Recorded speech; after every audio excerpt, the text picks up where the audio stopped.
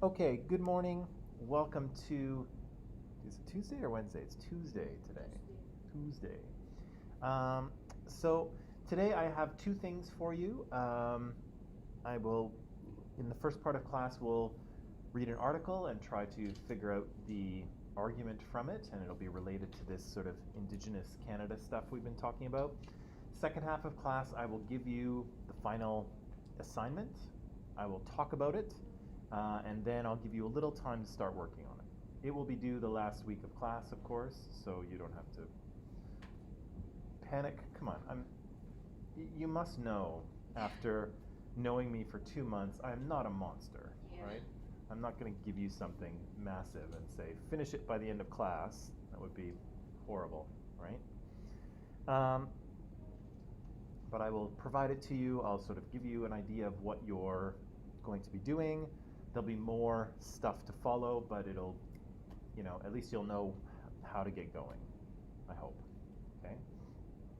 So, that said, let's begin. Zartaj is here. So good morning. Good morning to you, Zartaj. Jesse's here. Good morning, Jesse. Alicia's here. Good morning, Alicia. And Kayla's here. Morning, Kayla. Okay. Where were we yesterday? Let me think. Oh, yes.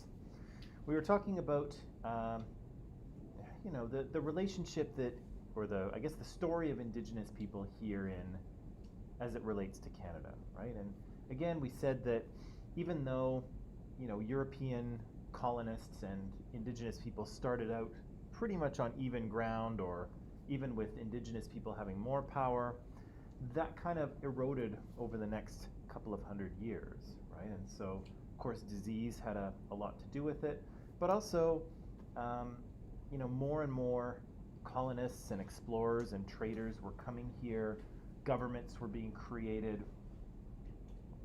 towns were being created, railways, roads, and all that stuff, of course, disrupts the natural world, right? And Indigenous people rely on the natural world, or relied on on the natural world for their way of life, right? If you're going to hunt and gather from nature, you kind of need nature to be intact, right? And so all of these kind of new Europeans showing up were really disruptive to nature, right? And it made it more difficult for Indigenous people to live the way they traditionally had. Of course, in some cases, the government actually went about trying to change the environment, right? Like shooting all the buffalo or all the bison, for instance. And so, like we said, by kind of the late 1800s, sorry, I know that's hard to see, I'll close the windows in a little bit. By the late 1870s, particularly for people in central Canada, things are pretty desperate for Indigenous people, right? The herds of bison are gone, they're struggling to survive, they're struggling to feed themselves, and they want to make a deal with the Canadian government, right? I'll close it. Too bright? No, no, no. I'll close the window for you. Okay. I like your sweater, by the way. Thank you. Does it make you sleepy when you look at it? No. Get it? Huh? Get it? Get the joke? Oh yeah, gobbling sheep. Yeah, there you go. Yeah, so things have kind of become pretty desperate by this point. I'll close this one too. Sorry guys, 1 second. Is it too bright for you? Not really. Oh, used to.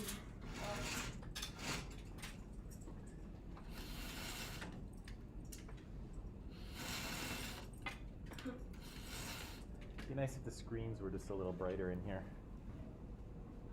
Whatever, it's fine. Okay. So, a little bit of dust there. Wow. Yeah, so things have kind of become fairly desperate, and so Indigenous people start to sign treaties with the federal government, right? And again, we said that these treaties were really meant to sort of secure the place for Indigenous people in this new country that was evolving, right? And they wanted to, of course, have their culture and their way of life survive, but they also wanted to create a kind of a formal relationship with the Canadian government, right? So they could kind of work together. Yeah, I showed you this, and this was kind of the Indigenous people's idea of how it would work, right? It was almost like there'd be two rivers, and we'd each be kind of paddling our boat down our own river. We're going in the same direction. We're waving to each other as we float by, but we're kind of both doing our own thing, right? We're kind of both paddling our own canoe, if you will. But of course, that was not exactly what the Canadian government had in mind, right? The Canadian government was trying to create a country over which they would have kind of full control and full power. The idea for this country is that it would stretch from ocean to ocean, right? From sea to shining sea. The idea of this country is that it would be kind of a white, European, British, Christian country, right? That was what they had in mind when they were creating Canada. And so,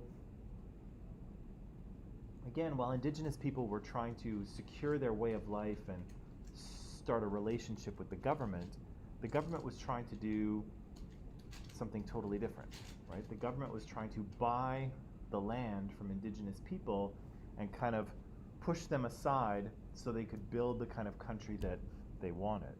Right? And so when these treaties finally got signed, they were supposed to provide all of these things. The degree to which they did is pretty questionable, right? Some of the things that Indigenous people negotiated were not delivered, right? Were not in the treaty. Some things like education for their children, I don't know if we can say that was delivered. I feel like that was, a colossal disaster.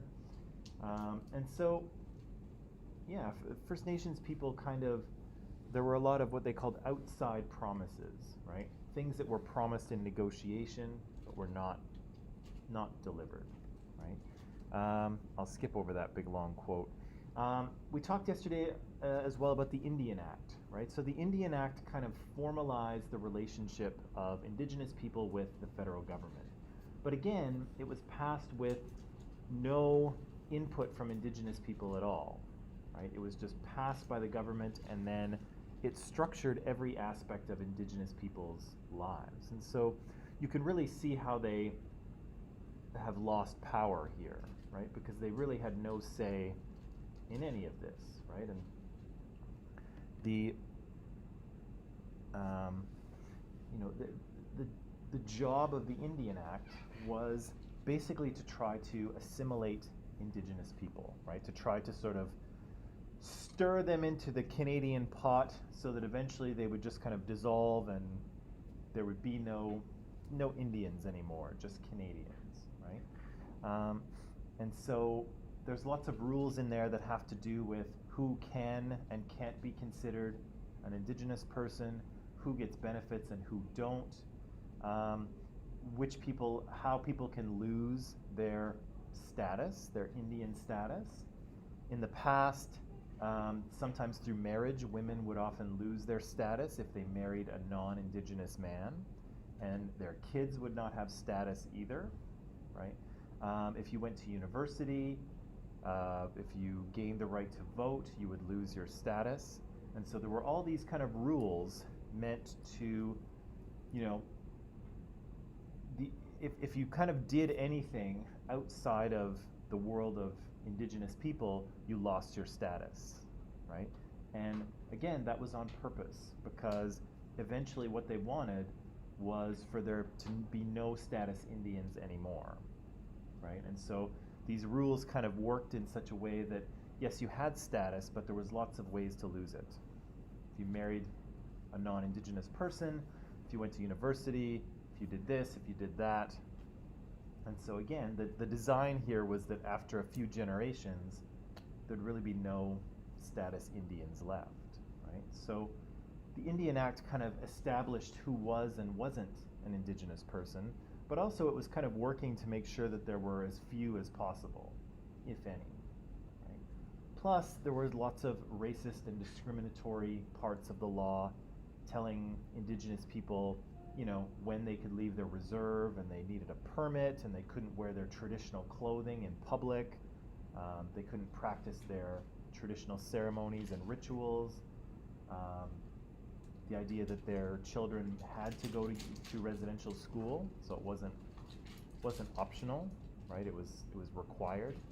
So there were all these kind of negative things in this law, and again, the law continued, to be enforced all the way up to today. And even so, even though some of those kind of more discriminatory parts have been removed, it's still, a piece of legislation that governs and heavily influences the lives of Indigenous people, and Indigenous people alone. Right? Yeah, and so you can see it all. You can see it all right there, right? There's no hiding, right? There's no kind of using fancy words to try and hide your intent. Duncan Campbell Scott, I think, is pretty clear what his objective is, right? And again, that's what the government was trying to do. It was trying to make these people go away somehow, right? It was trying to make them disappear because they were inconveniently in the way of the kind of country that the Canadian government wanted to build, right? And so for a long time they were pushed aside, right? Yeah, so Indian Act here is designed to abolish First Nation status as independent, self-governing people by creating rules for membership, abolishing their political systems, banning their spiritual activities, creating residential schools. Right? All of these things designed to assimilate these people or just kind of somehow make them go away. Right? We talked about Indian residential schools. I won't go into much more detail because it's kind of heavily covered.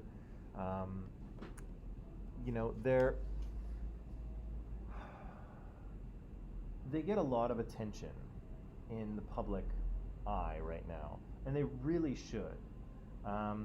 They're not the only kind of issue as it pertains to Indigenous people in Canada. There's lots of other things that we could look at. So, on the one hand, I feel like, wow, it's really getting a lot of attention, and there's other things we could look at too. But also, they're just so horrible that you kind of need to spend time, right? You need to talk about them. And so, again, these are tools of assimilation as well, right? The government basically took these people's children and tried to make them not Indian, right? They tried to kind of overwrite whatever operating software their parents had installed and tried to write in a new one. But again, humans aren't computers, right? They are beings with feelings. And again, the techniques that were used at these schools were brutal, right? There was lots of harsh punishment for anything at all, right? Anything misbehavior, and certainly anything that was associated with their culture, right? Speaking their language, using their regular names, their Indigenous names. Any of that stuff was harshly punished, right? And again, I have a statistic here that 6,000 children died. I am positive that's wrong. I'm positive that it is much more. I don't know if we'll ever know for sure, because some of the records that are kept are not perfectly well kept. Some of the records haven't been released, right? The Catholic Church, for instance, has been very reluctant to release the records from the residential schools that they ran. So, we probably won't know, but we still don't have all of the facts. We still don't have all the information. So, lots of kids died. Lots of kids suffered pretty horrific abuse at these schools. Do you want to close that there, Dunya? Do you like it? Okay. I was just wondering if it was blinding you.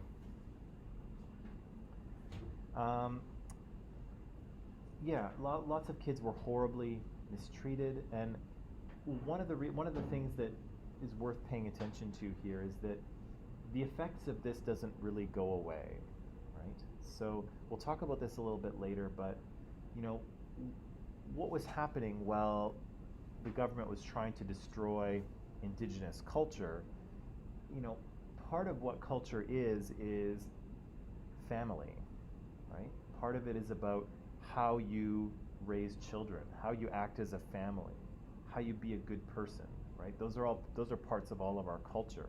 But the government was actively working to destroy those things.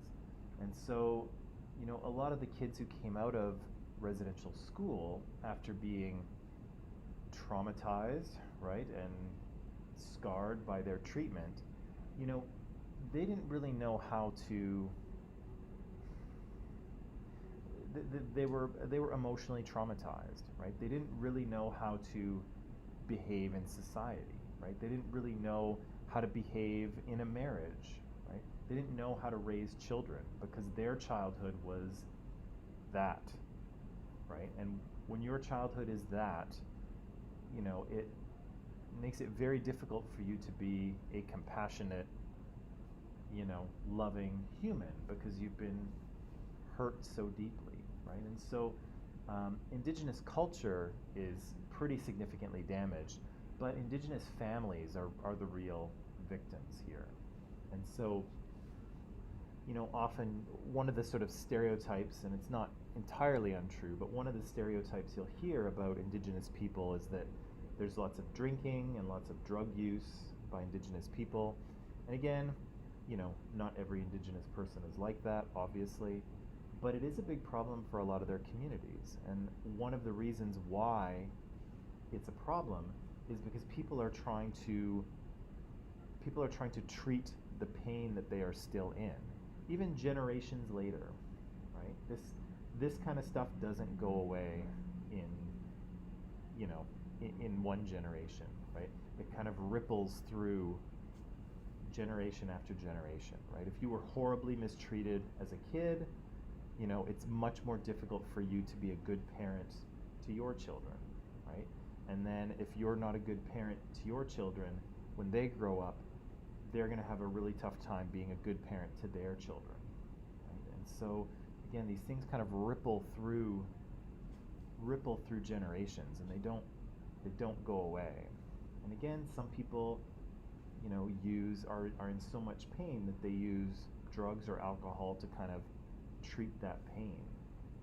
And so, you know, what we're seeing now and the struggles that indigenous people face today, in part, well, not in part, but have a lot to do with what happened in the past, right? It's not what's happening, it's a little bit what's happening right now, but it's also what's happened before, right?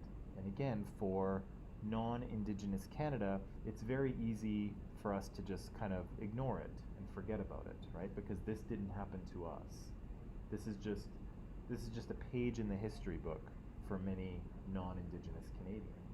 But for indigenous Canadians, this is their life, right? Like this, you know, there are people walking around today who have parents and grandparents who went to Indian residential schools. They have parents and grandparents that this happened to, right? And again, you don't just get over that, right? You don't just walk that off. You don't just, you know, say, oh, well, moving on, right? You don't really move on from that, right? Especially when it happens when you're a small, you know, defenseless child hundreds of kilometers away from your home, right? So I think that's probably all I need to say about that. It's awful, right? It's every kind of awful. Good morning. Sorry. That's okay. You brought me a coffee though, and that's the important thing.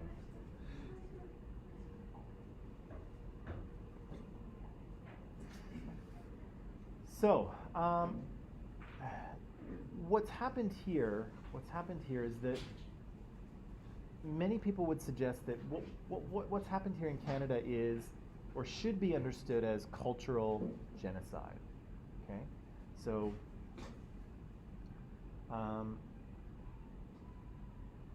you've heard the word genocide before, probably. But I'm not sure what it means. Yeah, not sure what it means. Does anyone want to take a guess? What's it mean, Peter? It's like killing of people based on their nationality,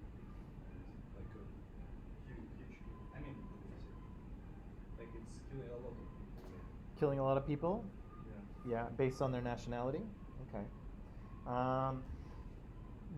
That's not bad, and certainly that would fit into the category of genocide. Genocide is the boundaries of genocide are a little bit wider than that, though.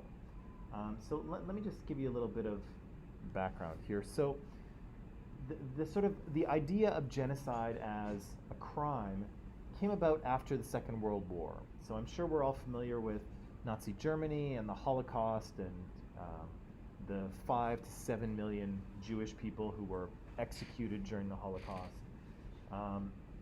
After that kind of came to light, the United Nations sat down and said, okay, we need to talk about what's happened here, and we need to issue some guidelines about, what this is and how to sort of recognize it. And so, yeah, they sat down this convention on genocide, and they sort of defined what it was officially, right? So here you can see it's acts committed with the intent to destroy in whole or in part a national, like Peter said, ethnic, racial, or religious group, right? And you can do this, of course, by systematically harming or killing the members of that group, and so the Holocaust pretty clearly fits into that category, as do a bunch of other genocides. You can deliberately impose living conditions that seek to bring about the physical destruction of these people. So you can do something to make it so that they do not survive. So you don't really have to kill them, yourself, but you just create conditions whereby they can't survive, right? You can prevent births, right? So if you go ahead and sterilize all of the members of a certain group, you're committing genocide, right? Because you're making sure that they don't reproduce. Or if you forcibly transfer children out of the group to be raised by members of your own group. Again, you are basically ending that original group, right? Because you're going to raise those children as part of your group. So any and all of those kind of fit into the category of genocide. And so the question here is that what's happened here in Canada?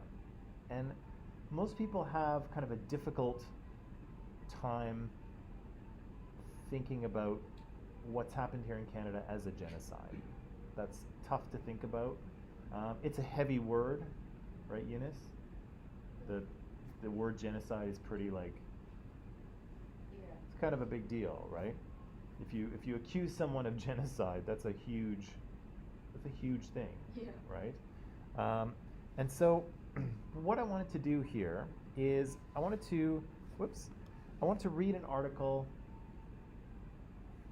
Oh, that's interesting. I wanted to read an article called The Ongoing, actually let me just call it up here, because I seem to be missing a slide somehow.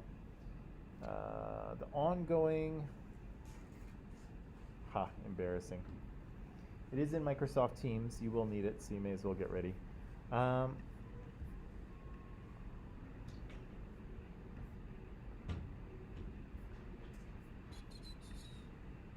Social justice, files, readings, ongoing legacies of Canadian genocide.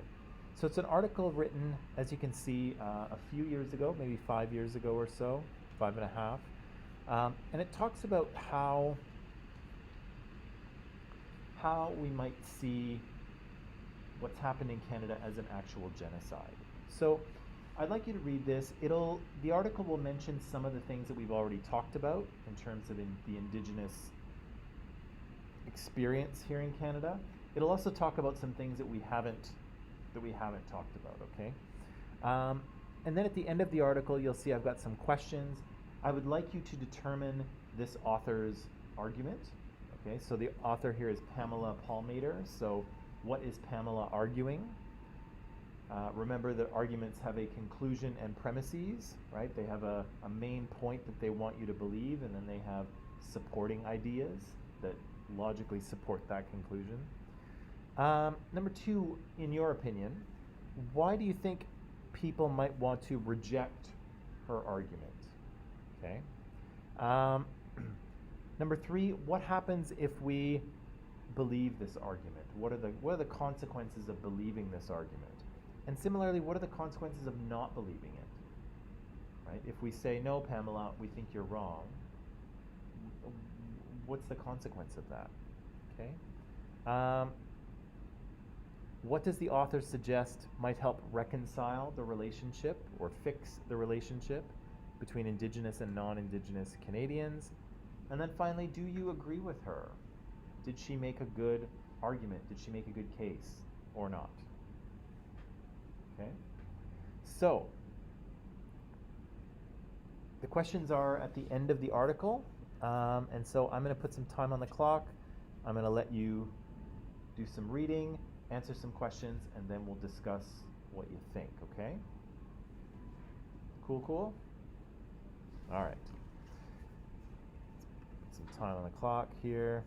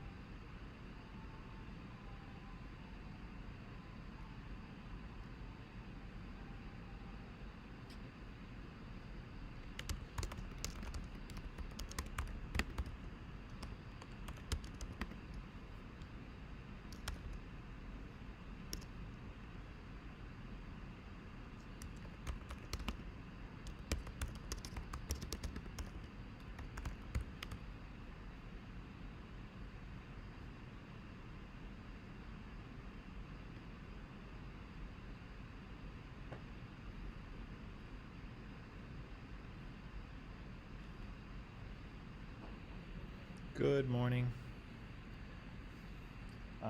We're just reading an article. Oh, you probably know, right? Okay.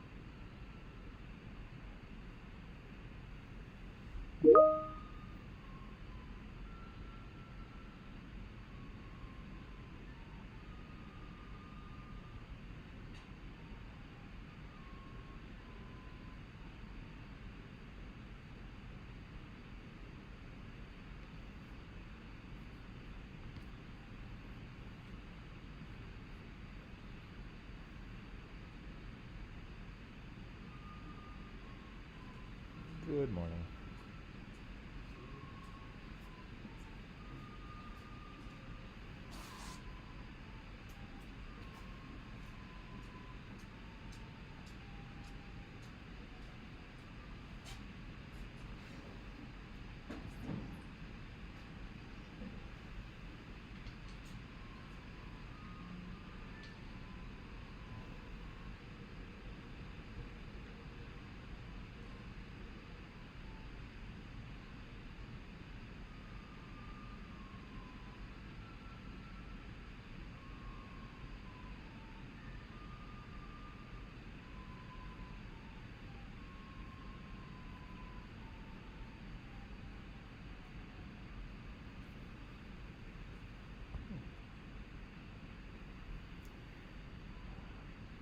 Okay, good people.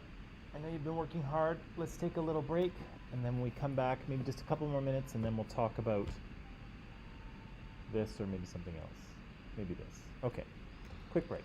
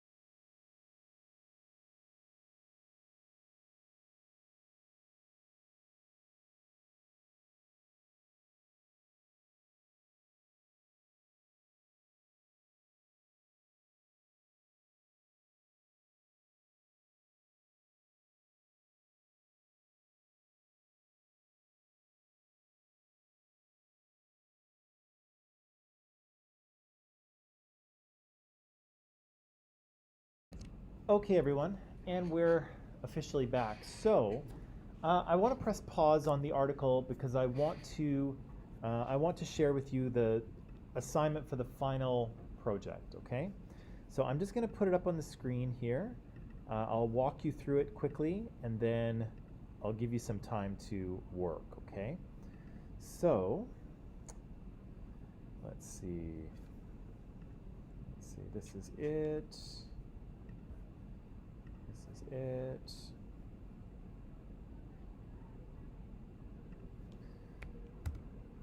Great. Okay. So this is it. In a nutshell, this is a presentation assignment, right? So you will do some research in order to answer a question or a series of questions. You will assemble your research into a cohesive presentation of some sort using PowerPoint or Keynote or something like that. You will, if you're an in-person student, you will get up here, you will present it to the class. If you're an online student, you'll do it online and I'll get you on the screen and it'll be okay. Yeah, and you will kind of teach us about the subject of your research, okay? So, as you can see, I'll post this on Microsoft Teams very, very shortly. I just want to walk through you with it. So again, you'll be doing some research, thinking about what you read and what you learn, putting it into a presentation, and kind of teaching us about your subject, okay? You can work by yourself or you can work in a pair. It's up to you. However, if you work in a pair, if you work with someone else, I do want to see you working as a team, okay? So I have seen this before where I have a presentation, I assign it to a pair of students, and I can tell that they split it in half. One person went off and did one half, one person went off and did the other, and then they stuck them together, and the formatting was totally different, and the theme was different, and they clearly hadn't really talked at all. So that's not going to work, okay? If you're going to do it together, you have to work on it as a team and present it as a team, not here's my half, here's his half, right? That's no good. Presentation should be about 10 minutes, no less than that. If you think that sounds like a long time, I guarantee you it is not. But yeah, 10 minutes, aim for 10 minutes, don't go less than 10. Again here, you'll need some sort of visual support, whether it's a PowerPoint or a Keynote or something like that, okay? You can have text in your slides just like I do. You can have pictures in your slides and graphs or whatever you like. No videos, please, because I want to hear you speak and you tell me what you know. I don't want to watch a video. I can do that later. So I want to hear from you and not a video, okay? We'll do presentations during the last week of class, okay? And what I'll do is, which actually was kind of fun last term, it was an online app, which actually you spin a wheel and it's got everyone's name on it, and whoever name comes up, that's who presents next. And it was surprisingly fun for me. I think it was probably torturous for students, but I really enjoyed it. So that's probably what we'll do. And then for people in the audience, you'll have a chance to give some feedback, okay?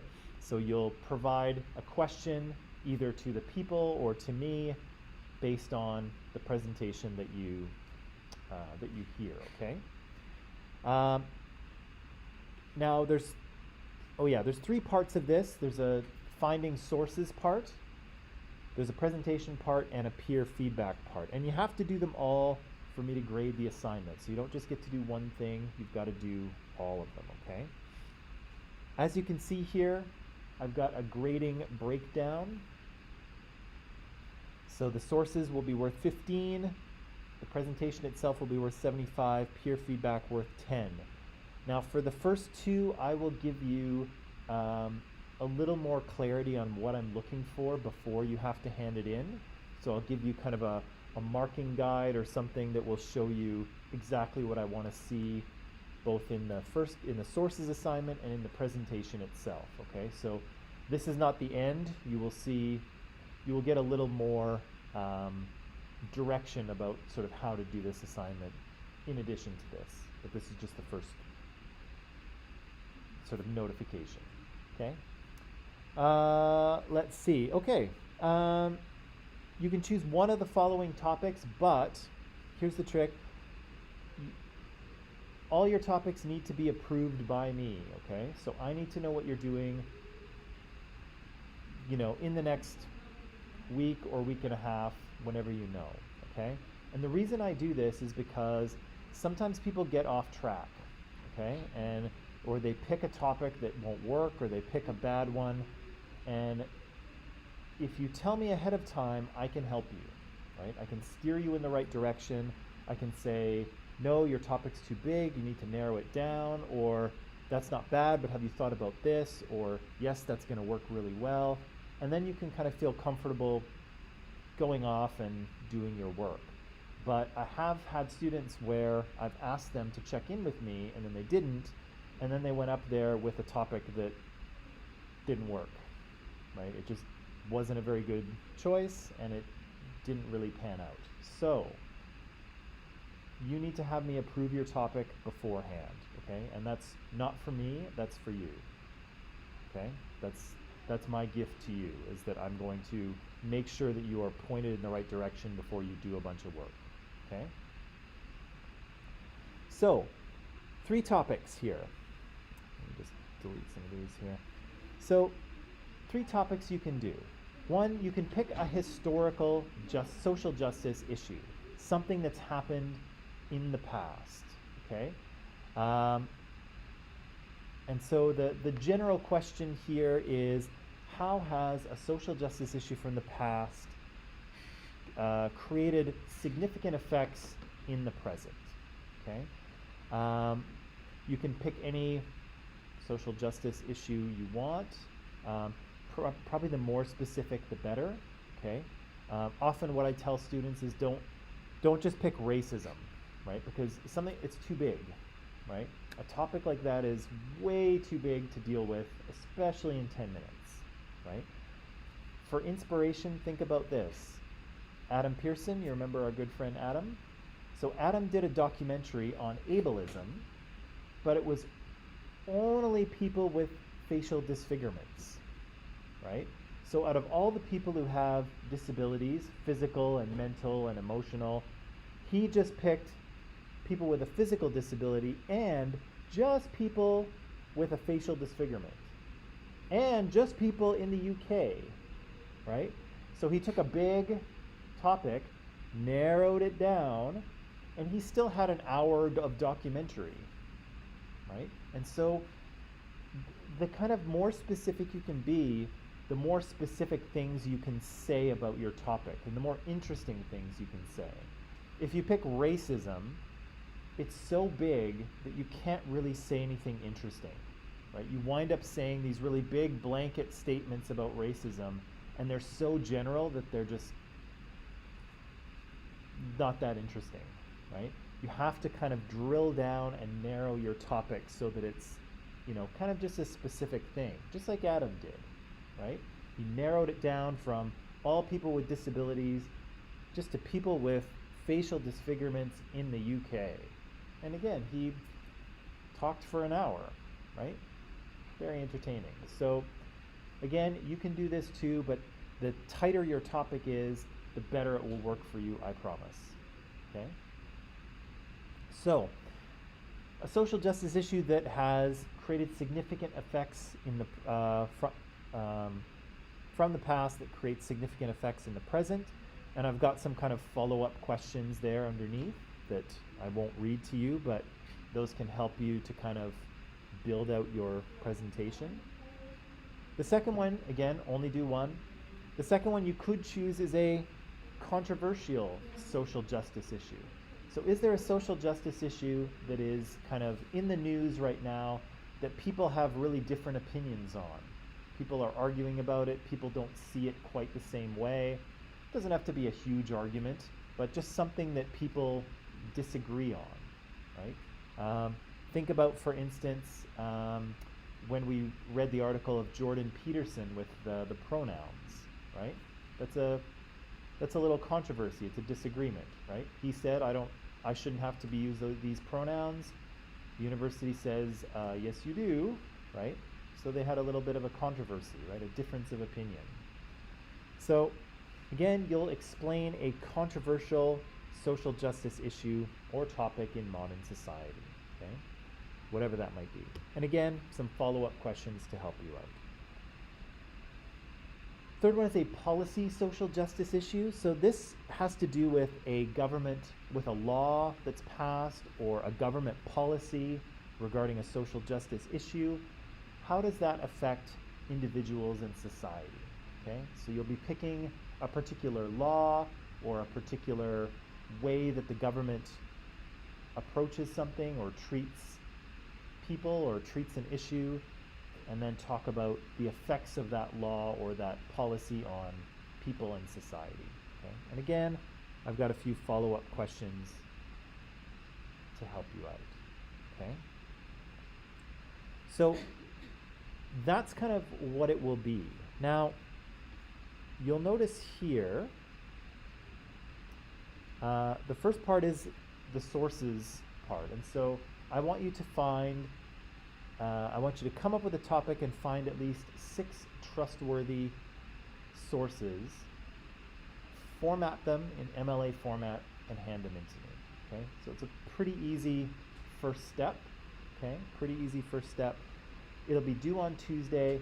I'll give you a little more direction on that tomorrow morning. Okay? So you'll have basically almost a full week to do it. It's not a difficult thing. It'll take a little bit of time, but not hard. It'll be fine. Okay. So yeah, I will follow up with the sources part tomorrow, but that's kind of where.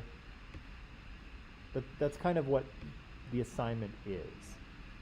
So at this point, I'll stop talking and ask you, do you have any questions that come to mind immediately about this?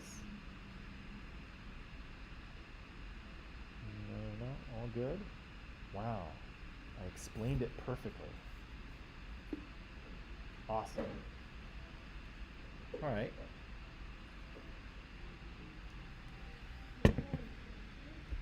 Yes. Say that one more time. Yeah. What about them? What about them? Yeah. So you will find. Yeah. So your job here will be to find. I'll talk about it a little more tomorrow. Your job will be to find 6 articles or sources of information that you can list, yeah, in kind of a works cited or kind of thing, right? It'll help you if you have some idea of your topic, right? You don't have to use the 6 sources that you provide me. You don't absolutely have to use them in your final presentation. I just want to see that you can find some stuff, right? And so, yeah, choosing a topic will go kind of hand in hand with that first part. Okay? Yeah.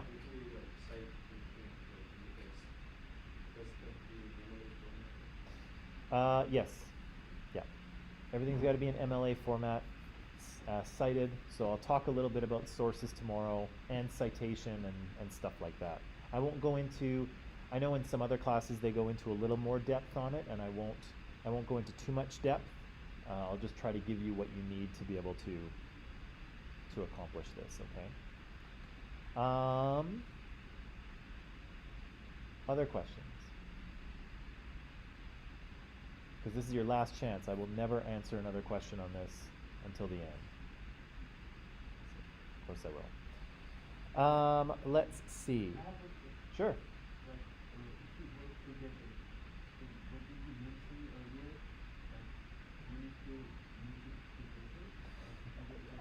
I just want to see that you have worked as a team, right? Because again, I've seen presentations where very clearly, you know, they met on the first day, they divided it in half, and then they went off and did their own thing and just stuck it together. And it wasn't one thing, it was like two half things.